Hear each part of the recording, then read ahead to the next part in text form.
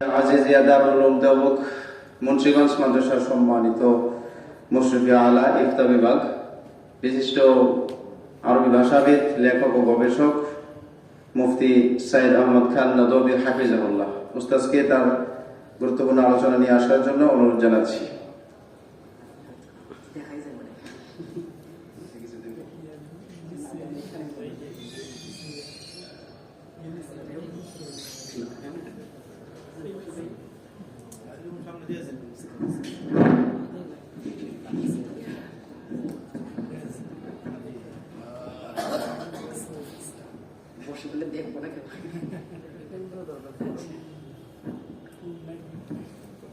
আসসালামু আলাইকুম ওয়া রাহমাতুল্লাহ। আমি আসলে এভাবে দাঁড়িয়ে কথা বলার অভ্যাস আমার নাই। আমি যদিও দর্শে অনেক কথাবার্তা বলি, মসজিদের খেতাবাত সেখানে অনেক কথাবার্তা বলি, কিন্তু দাঁড়িয়ে কথাবার্তা বললে আমার পা কাঁপে এবং বুক কাঁপতে থাকে। আরো হলো এখানে অনেক বড়রা আছেন, তাদের সামনে কথা বলবো, তো আমার ভেতর থেকে কথা আসতেছে না। তারপরেও আমি আমার অন্তরের ভেতর থেকে দু একটা আমার হৃদয়ের আকুতি বিনতি আপনাদের সামনে আমি পেশ করতে চাই। প্রথমত, আজকে আমরা জানি আরবি ভাষা দিবস। এটা আমি আমার বন্ধুদের সাথে আলোচনা করেছি 18 ডিসেম্বর। তো প্রথমে আমি বলতে চাই, ভাষাটা আমাদের ভাষা হলো আরবি ভাষা, কিন্তু বড় দুঃখের বিষয় যে আরবি ভাষার দিবস আমরা আরবি নামে পালন করব, তা না করে আমাদের উপর চাপিয়ে দেওয়া হলো এবং আমাদেরকে আরবি ভাষার দিবসটা 18 ডিসেম্বরে পালন করতে বলা হলো। তো শুরুতে এই কথাটা এজন্য বললাম যে আমি একটু পরে একটা পাশ্চাত্য সভ্যতার দিকে সংক্ষেপে একটু ইশারা দেব। এই জন্য বললাম যে ওরা সব কিছুতেই এখন ভাষার মাধ্যমে এবং নানাভাবে ওরা আমাদের উপরে পাশ্চাত্য সভ্যতাকে চাপিয়ে দিচ্ছে। এগুলো বুঝতে হলে আমাদের আরবি ভাষাকে শিখতে হবে, আরবি ভাষাকে জানতে হবে। আরবি ভাষার গুরুত্ব নিয়ে আমাদের বক্তাগণ অনেকে অনেক কথা বলেছেন। ইমাম শাতিবি, ইমাম শাফিঈ, আরো অনেকে কথা বলেছেন। তো ওনাদের আকওয়ালগুলো আমরা জানি। সংক্ষেপে আমি বাস্তবতার পরিপ্রেক্ষিতে যে এই আরবি ভাষার গুরুত্বটা কতটা রয়েছে, এটা আমরা আমাদের বর্তমান যুগে যদি তাকাই, পৃথিবীর ইতিহাসের দিকে তাকাই, তাহলে এই ভাষার গুরুত্ব আমরা বুঝতে পারি। প্রথমত, এই ভাষা হলো আদম আলাইহিস সালামের ভাষা। আদম আলাইহিস সালামের ভাষা কি ছিল, এই নিয়ে ইতিহাসবিদদের মধ্যে নানা প্রকার মতভেদ রয়েছে। ইমাম ইবনে কাসির রাহিমাহুল্লাহ আল বিদায়া ওয়ান নিহায়া এবং তারিখে তাবারির মতো বড় বড় কিতাবাদিতে এই আদম আলাইহিস সালামের ভাষা নিয়ে কয়েক ধরনের মতভেদ রয়েছে। যেমন কেউ কেউ বলেছেন তার ভাষাটি ছিল মাওকুফ, এর মানে তিনি ইশারাতন কথাবার্তা বলতেন। বিভিন্ন দলিল আদিল্লাহ পেশ করা হয় যে হযরত জিবরিল আলাইহিস সালাম যখন আসছিলেন তখন ইস্তিনজা করার জন্য ইশারাতন তাকে বলা হয়েছিল, যেভাবে চাপ দাও ইস্তিনজা হবে। তো এইভাবে ইশারাতন মাওকুফ এই ভাষা ছিল, কোনো প্রকার আলফাজ ছিল না। আবার একজন বলেন যে না, হযরত আদম আলাইহিস সালামের ভাষা এটা আরবি ছিল। যদি গবেষণা করে দেখা যায় তাহলে বাস্তবতা এটাই প্রমাণিত হয় যে পৃথিবীর সর্বপ্রথম ভাষা এবং আদম আলাইহিস সালামের ভাষা এটা আরবি ভাষাই ছিল। কারণ আরবি ভাষার ইতিহাস যদি আমরা দেখতে পাই, তাহলে আরবি ভাষা আসছে হলো সুরিয়ানি ভাষা থেকে। সুরিয়ানি ভাষা থেকে পরবর্তীতে হিব্রু ভাষা এসেছে। হিব্রু ভাষা থেকে পরবর্তীতে অনেক ভাষা রচিত হয়েছে, ল্যাটিন ভাষা বলে আরো বিভিন্ন ভাষা রচিত হয়েছে। তো এই আরবি ভাষার সাথে সব থেকে বেশি সম্পৃক্ততা হলো সুরিয়ানি ভাষা।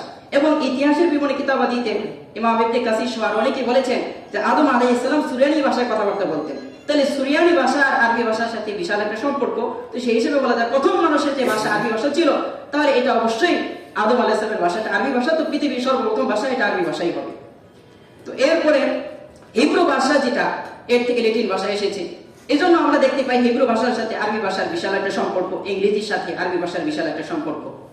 তো এই জন্য পৃথিবীর সর্বপ্রথম ভাষা এবং আদম আলাইহিস সালামের ভাষা আমাদের আদি পিতার ভাষা। আপনি চিন্তা করুন, আপনি এখন ধরেন ইউরোপে চলে গিয়েছেন, তো পরবর্তীতে আপনাকে হঠাৎ একজনে বললো যে আপনি তো বাঙালি, আপনি ইউরোপে চলে আসছেন, এখন আপনি ইংলিশ বলতেছেন।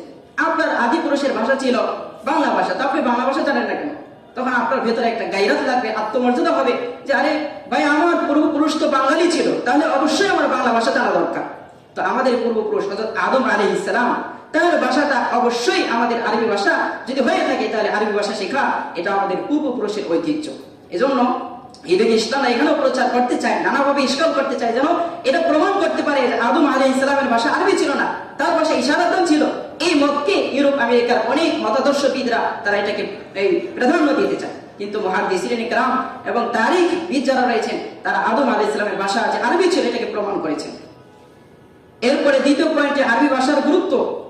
যে যত বেশি আরবি ভাষা শিখতে পারবে, আরবি ভাষার প্রচার করতে পারবে, সেই পৃথিবীব্যাপী তত বেশি কাজ করতে পারবে।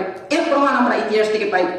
যেমন হযরত ইমাম শাফি রাহমাতুল্লাহ, আপনি ফিকহের যে সমস্ত ইমাম ছিলেন, হাদিসের যে সমস্ত ইমাম ছিলেন, তাদের জীবনের দিকে যদি তাকান তাহলে দেখতে পাই যারা যত বেশি আরবি জানতেন তাদের ভাষাটাই পৃথিবীতে তত বেশি প্রমাণিত হয়েছে, তত বেশি তাদের ভাষাটা ছড়িয়েছে, তাদের ফিকগুলো ছড়িয়েছে। এজন্য ইমাম শাফি রহমতুল্লাহ আলাইহি তিনি নিজে আরবি ভাষা জানতেন। দিওয়ানে শাফি এটা আমরা দেখতে পাই, এটা বিভিন্ন জায়গায় এখনো প্রচার হয় এবং এটা ছাপানো হয়েছে।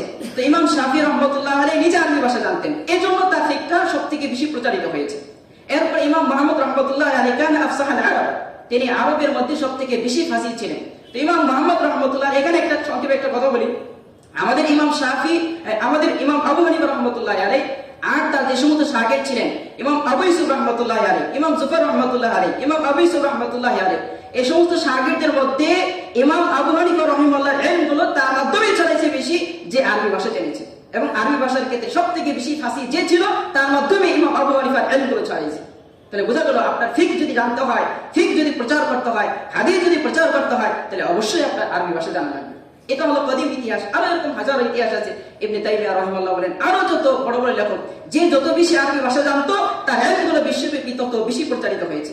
ইবনে তাইমিয়া আরবি জানতেন, তাই তিনি শহীদুল ইসলাম হয়েছেন। তারপরে জাহিদ তাওসির রহমাতুল্লাহ আলাইহি, তারপরে আপনার কি বলে আমাদের শেখ আব্দুল ফাত্তাহ আবুদ্দার আরবি জানতেন, তো বিশ্বব্যাপী তার নামটা প্রচারিত হয়েছে। শেখ আব্দুল হাই লাখনবী রহমাতুল্লাহ আলাইহি আরবি ভাষা জানতেন, তাই বিশ্বব্যাপী তার নামটা প্রচারিত হয়েছে। আমাদের আলিমা নবী রহমাতুল্লাহ আলাইহি আরবি জানতেন, তাই বিশ্বব্যাপী তার ইলমগুলো প্রচারিত হয়েছে।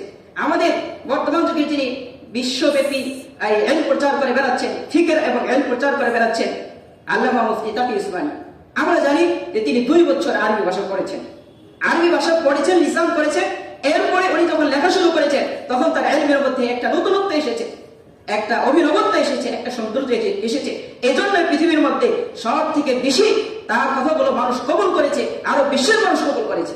তাহলে বোঝা গেল আরবি জানার কারণে এবং আরবি প্রচারের কারণে তার ইলমগুলো ছড়িয়েছে। আরবি যদি না জানতেন তাহলে তার ইলমগুলো ছড়াইতো না। এভাবে আরবি শেখার গুরুত্ব।